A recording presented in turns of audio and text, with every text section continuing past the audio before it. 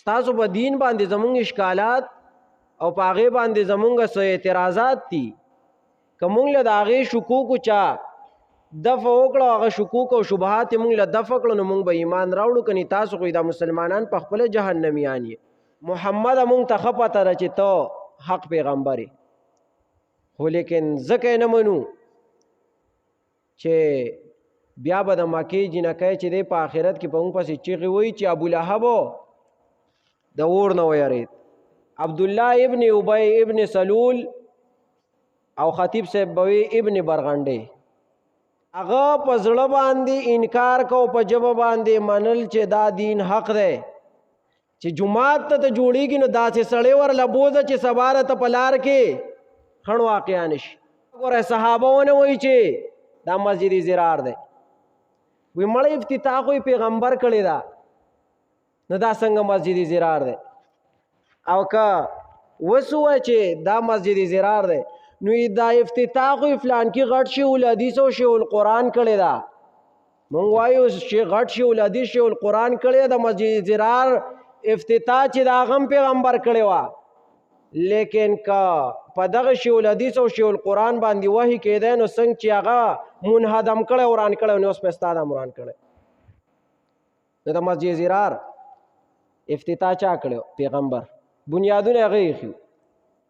اعوذ بالله من الشیطان الرجیم، بسم الله الرحمن الرحیم. اولئک علی هدی من ربهم واولئک هم المفلحون. ان الذين كفروا سواء عليهم أأنذرتهم ام لم تنذرهم لا يؤمنون. ختم الله على قلوبهم وعلى سمعهم وعلى أبصارهم غشاوة ولهم عذاب عظيم. سورة البقرة لنبی رکو دا.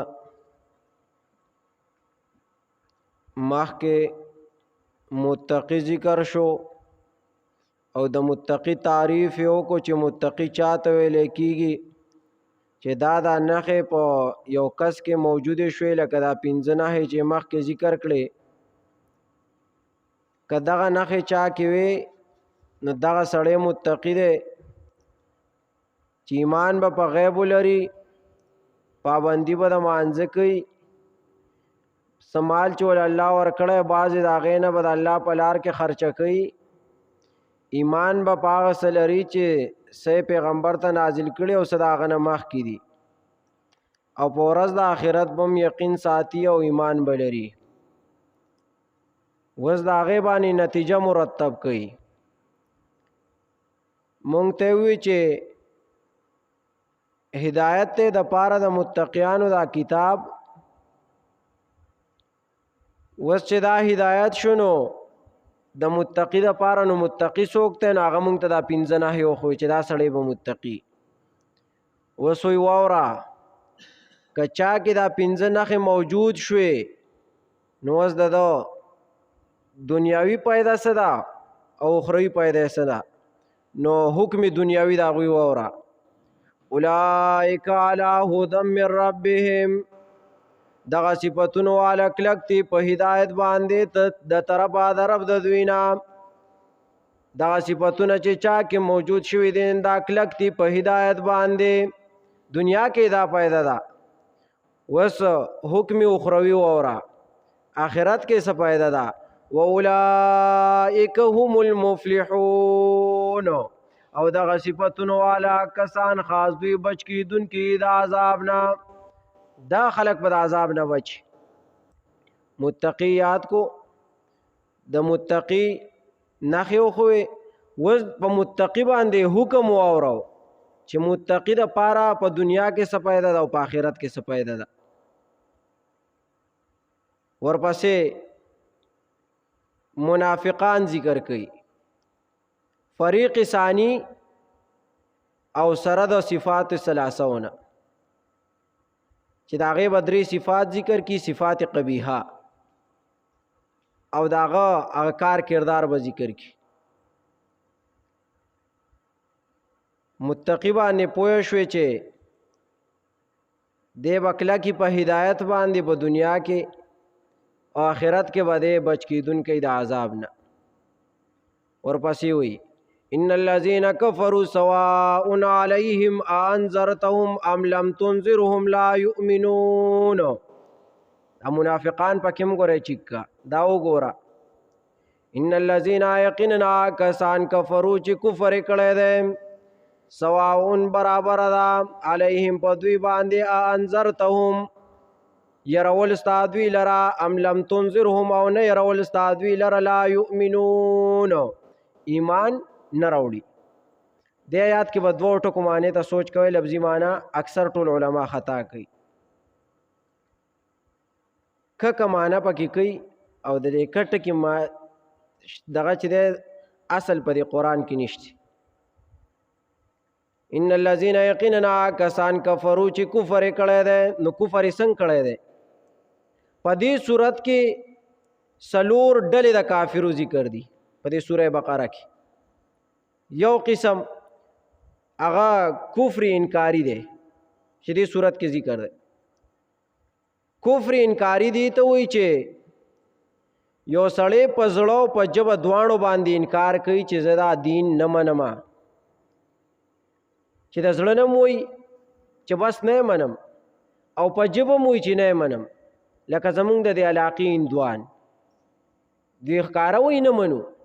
ستاسو په دین باندې زمونږ اشکالات او په هغې باندې زمونږ څه اعتراضات دي، که مونږ له د هغې شکوکو چا دفع وکړو، هغه شکوک او شبهات مونږ له دفع کړو، نو مونږ به ایمان راوړو. کني تاسو خو دا مسلمانان په خپله جهنمیان یې، او تاسو مسلمانان خو چې مړی وشي نو په خپل لاسو باندې چینجو میګو ته وسپارئ. مونږ خو چې وسوځو نو هغه څه کوي د جنت مرغۍ شوي توتي شي، هغوی هغه خپل ګید بیا هغې مړي ته وایي. نو کفر انکاري دی ته وایي چې په زړه او په ژبه دواړو باندې انکار کوي. دویم نمبر دی صورت کې به ذکر شي کفر جهودي. کفر جهودي څه ته وایي چې د زړه نه یې مني خو په ژبه باندې انکار کوي. په زړه کې مني چې دا دین حق دین دی او دا قرآن حق دی، الله او رسول حق دی، خو لیکن په ژبه باندې انکار کوي. لکه ابو جهل یا ابو لهب، هغوی دا منله چې دین حق دی، رسول حق دی، قرآن حق دی، الله حق دی، توحید حق دی، خو لیکن د ضد د وجې نه منله او په ژبه باندې انکار کو. وی محمد مونږ ته ښه پته ده چې ته حق پیغمبر یې، خو لیکن ځکه نه منو چې بیا به د مکې جنکۍ چې دی په آخرت کې په مونږ پسې چیغې وایي چې ابو لهب د اور نه ویرېد. د څه نه د اور نه ویرېد. پښتانه وایه داسې پښتانه چې ایمان بیا ورکوي خو لیکن خپله پښتو نه پرېږدي. دا پته ورته وایه چې جهنم را باندې واجب دی او ځم به، خو لیکن د ضد د وجې نه او د شرم د وجې نه انکار کو. یو دا پته ورته که لا اله الا الله وایم نو ګوره د دې د لاندې زندګي تېرول ګران دي. دا تش په خوله باندې لا اله الا الله نه دي، دې د لاندې زندګي ده او هغه بیا پوره پای کې کار دی، نو هغه به تېرول غواړي، نو په ژبه باندې انکار کو، په زړه کې منو چې دا حق دین. دریم نمبر دې صورت کې به ذکر شي کفر نفاقي. کفر نفاقي دی ته وایي چې د زړه نه انکار کوي او په ژبه باندې اقرار کوي چې دا ټیک دین دی، په زړه باندې نه مني او په ژبه وایي چې او دا حق دین دی، حق رسول دی، حق الله دی، الله یو دی او دا حق قرآن دی. لکه عبدالله ابن ابی ابن سلول او خطیب صاحب بوي ابن برغنډي، هغه په زړه باندې انکار کو، په ژبه باندې منل چې دا دین حق دی، دا منافق. دا هغه مبارک یو ناشنا خبره بله وره. عبدالله ابن ابی ابن سلول چې د په مسجد نبوي کې د جمعې په ورځ خطبه ورکوله. مسجد نبوي کې به د جمعې په ورځ خطبه ورکول. دا داسې سړی و، دسې خوا دې خوا منافق خو نه و، منافق و سمسټي منافق و، او دسې خوا دې خوا هم نه و چې کله ځان له مسجد زرار جوړو که نه نو سی چلیو کو پیغمبر ول افتتاح لبوت وی راځي چې د افتتاح رالو کې زمونږ د بوډاګان نشي راتله او وی هغه ته تکلیف وي چې باران شي کوئی چرته ورځيږي نو زاړه کې مات پښینه بیا به جوړیږي نه نو چې مسجد زرار جوړو نو پیغمبر ولا بوتو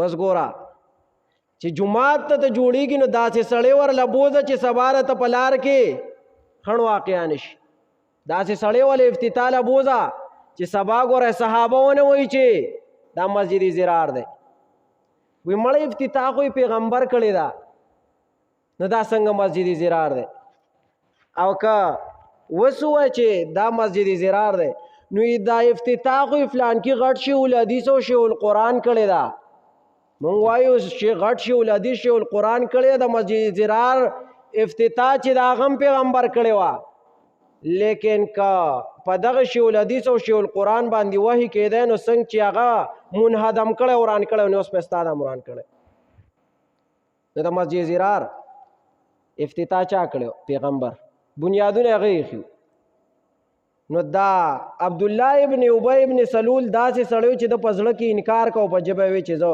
مسلمان سلورم نمبر کفر انادی دی ته وی چې د وجه د زد نه د دین نه انکار کوي الکه بس نه منم خو په دې مطمئنی چې دا حق دین دی دا برابر دی خو لیکن نه منم ولې نه منې بس الکه چې پلان کې پر دین کې زو پکې نه پلان کې که جنت ته ځي زه سره جنت ته نه ځما دا چې یو سړی وي که پلان کې سړی جهنم ته ځي زه سره جهنم ته ځما که دغه پلان کې سړی وځي او که نه ځي په ده باندې جهنم واجب دی دی وځي لکه بعض خلک جنون دی که نه محبت دی لکه وی که چرته پلان کې لیډر دوزخ ته ځي زه ورسره ځم که عمران خان دوزخ ته ځي نو زه سره دوزخ تلو تم تیار یم د دې نورو سره جنت تم د ځم اوس که دغه سړی دغه لیډر جهنم ته ځي او که نه ځي خو چې دا چا دعوه کړې په ده باندې جهنم واجب ځي به نو کله کله سړی عزت کې راشي که نه نو انکار وکړي د دین نه لکه حمدالله جان ډاګی باباجي چې ورته وي دا یو ډېر کلک مولا او کلک عالم تیر شوی دی او په دې کتابونو باندې ډېر ښه پوهېدو او ما دې پورې اورېدلي دي چې هغه د آخري وخت کې د سترګو نظر یې تللی او نظر یې ختم شوی نو هغه مایکروسکوپ والا شیشه به ورته پرته بخاري به یې پړاو صحیح بخاري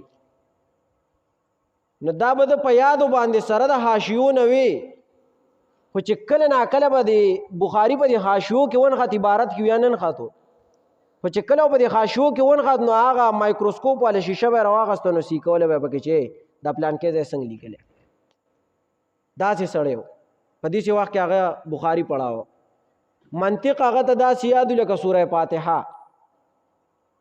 خو لیکن چې زد کې راغی نو کتاب یې ولیکو رد البصائر بصائر خود الله دلائل دي مخکې وراشي قرآن کې نو بصائر چې د قرآن دلائل دي الله دلائل بیانوي نو د په کتاب ولیکو کله کله د دې مشرک دا ذهن داسې کار پرېږدي کتاب یې ولیکو رد البصائر په دې پنځپیر شیخ یو کتاب لیکلی او البصائر دلایل یې راجمع کړي د قرآن نو د په هغې باندې رد لیکو نو رد البصائر نو د قرآن په دلایلو باندې رد شروع کړو نو چې هغه کتاب یې چاپ کړو نو هغه خپلو شاګردانو او خپلو ملګرو ورته شیخ صاحب دا کتاب دې چاپ کړو خو دا کار داسې دی دا کار دې خطا لیکلی دی دا کتاب دا نوم بدل کړه نو دا پاسه په صرف البصائر ولیکو خو چې مقدمه د هغې وګورې نو پای کې بیا رد البصائر لیکلی کار یې خطا کړ دا وسو وجې نه د زد د وجې نه زد د وجې کله کله سړی چې دی نو بیا ایمان او اسلام هم پرېږدي وی الکه که پلان کې سړی جومات ته راځي زه به ورته نه راځم دا دین چې د پرېښود دا د زد د وجې پرېښود که پلان کې سړی درس ته کیني زه به ورته نه کینم که پلان کې سړی دا قرآن بیانوي نو نه کینم ورته ماله بل سړی وګوره چې ما ته قرآن بیانوي دا د زد د وجې نه پرېښود او د زد د وجې کوپر کول د آیات کې ذکر دی دا څلور قسمه ډلې ذکر کړي. ان الذين یقینا کسان کفروا چې کفر کړی دی سواء برابر ده. دا کفر یې څه د وجې نه کړی دی؟ په ضد او د عناد د وجې نه. سواء برابر ده علیهم په دوی باندې انذرتهم يرول ستا دوی لرا ام لم تنذرهم او نه يرول ستا دوی لرا لا يؤمنون دوی ایمان نه راوړي. د دې انذرتهم ام لم تنذرهم معنا علما کوي. انذرتهم کوي يرول تا دوی لرا ام لم تنذرهم او کچری ونه يرول تا دوی لرا. دا کچری چې معنا کوي دا په دې قران کې نشته. نو معنا ودا سیو کې صحیح معنا اگر چې غاټ شوی خطا کوي. انذرتهم يرول ستا دوی لرا ام لم تنذرهم او نه يرول ستا دوی لرا لا يؤمنون ایمان نه راوړي. بس دا ټول برابر دي. ختم الله مهر وهله ده الله تعالی علی قلوبهم پسلون د دوی باندې وعلى سمعهم او پغوګونو دوی باندې وعلى ابصارهم او پسترګو دوی باندې غشاوت ناشنا پردی دي ولهم عذاب عظیم او دوی لر عذاب لوی شان والده لوی شان والا عذاب دی. ولا ختم الله على قلوبهم. عبد الله ابن عباس رضی الله تعالی عنہ وی چې دا آیات کریمه نازل شوه ده په حق دو سردارانو د يهودو کې. دا غوی په حق کې نازل شوه چې هاي بن اخطب ده او کعب ابن اشرف وی چې دوی په باره کې د آیات کریمه نازل شوه. او ربيع وی چې دا آیات په حق د مشرانو د قریشو کې نازل شوه دي.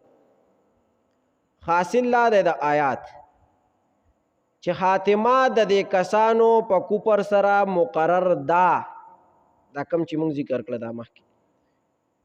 کته اوس دوی ته نصیحت وکړي او کو نصیحت وته ونه کې نه هیڅ پروا نشته. دا کعب ابن اشرف چې دا حی ابن اخطب دته پیغمبر ته کته تو سار څومره وصیت او نصیحت وکړي دوی نه مني. نو ختم الله مهر وهله ده الله تعالی علی قلوبهم پسلون د دوی باندې وعلى سمعهم او پغوګونو دوی باندې. دا زړه نه ده. نبی علیه الصلاۃ والسلام وی چې د زړه باندې زنګ لګي چې کله یو سړی ګناه وکړي دا زنګ ونیسي. وس پنم کله زنګ ونیسي به خلک ریګمال باندې لري کی. نو کله چې دا زړه زنګ ونیسي نو دا په سره ختميږي په تلاوت د قران سره. چې د قران تلاوت ډیر کین دا زړه دا زنګ به ختم شي پاک شي.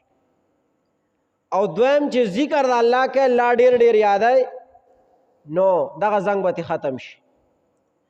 دریم چې قبر ځان ته یادای مرګ ځان ته یادای دغه زنګ به ختم شي خو دغه ګناه به پرې دی.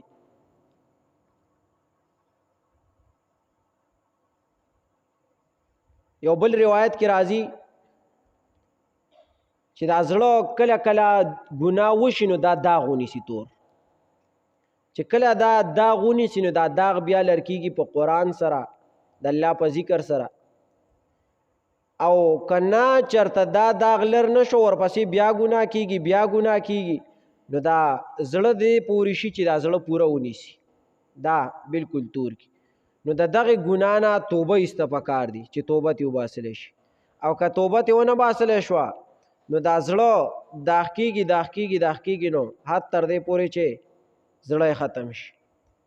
ختم الله مهر وهله ده الله تعالی علی قلوبهم پسلون د دوی باندې وعلى سمعهم او په غوګونو دوی باندې وعلى ابصارهم او په سترګو د دوی باندې غشاوت ناشنا پردی دي. د سینه چې پرده و تراغل اینینا دا سه پرده و تنه راغلی ښکارا چې د سترګې پټی دي. ناشنا پرده چې دوی صرف د حق خبره او د حق وینا او د حق لیکلی نه ني. وعلى ابصارهم او پسترګو دوی باندې غشاوت ناشنا پردی دي ولهم عذاب عظیم او دوی لر عذاب د لوی شان والا. الله دې عمل کول توفیق راکړي. وصلی الله علیه